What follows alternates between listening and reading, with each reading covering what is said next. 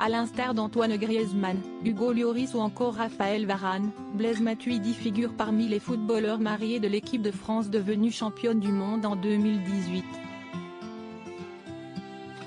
4 ans plus tard, le milieu de terrain qui n'était pas au Qatar vient d'annoncer qu'il prenait sa retraite. Blaise Matuidi a rencontré sa belle alors qu'elle était âgée de 16 ans. Il suivait sa formation de l'E3. De son côté, Isabelle Malice a étudié à l'université de Saint-Étienne avant de se spécialiser dans l'ostéopathie. La jeune femme a d'ailleurs obtenu son diplôme.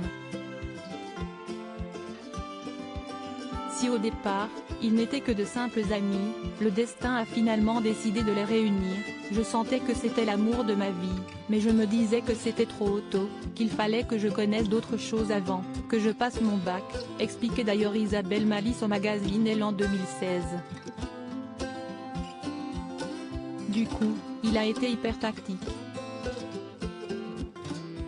Il ne m'a plus calculé du tout. Plus jamais rappelé. 2 mois après, mon bac en poche, c'est moi qui suis revenu vers lui et on ne s'est plus quitté. Coupe du Monde 2022, qui sont les femmes des Bleus que va faire Blaise Matuidi pendant sa retraite?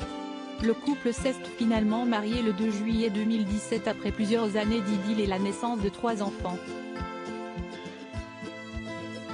Selon les confidences de l'heureuse élue, Blaise Matuidi lui a demandé sa main au Grand Rex pour le 10e anniversaire de leur rencontre. À l'issue du film Star Wars, l'une des filles du couple avait enregistré une vidéo projetée sur grand écran. Une union célébrée en grande pompe en présence d'autres joueurs à l'image de Kevin Gamero et Alphonse Areola. Parents de Miliane, Naël et Eden, Blaise Matuidi et sa compagne jonglent ainsi entre leurs projets et leur quotidien à la maison. Ma vie, ce sont mes enfants, ma femme, ma famille, mes amis proches, confiait le footballeur dans les colonnes de l'Équipe Magazine en 2015. Je tiens à ce qu'elles s'épanouissent dans ce qui leur plaît. Je veux pouvoir leur donner ce que mes parents m'ont donné, évidemment avec des moyens qui ne sont pas les mêmes. En parallèle de son quotidien auprès du footballeur, Isabelle Malice a aussi lancé un centre sportif dédié à la petite enfance, Gimini. Le but?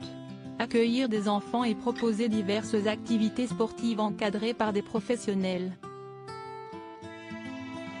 Crédit photo, Bestimage.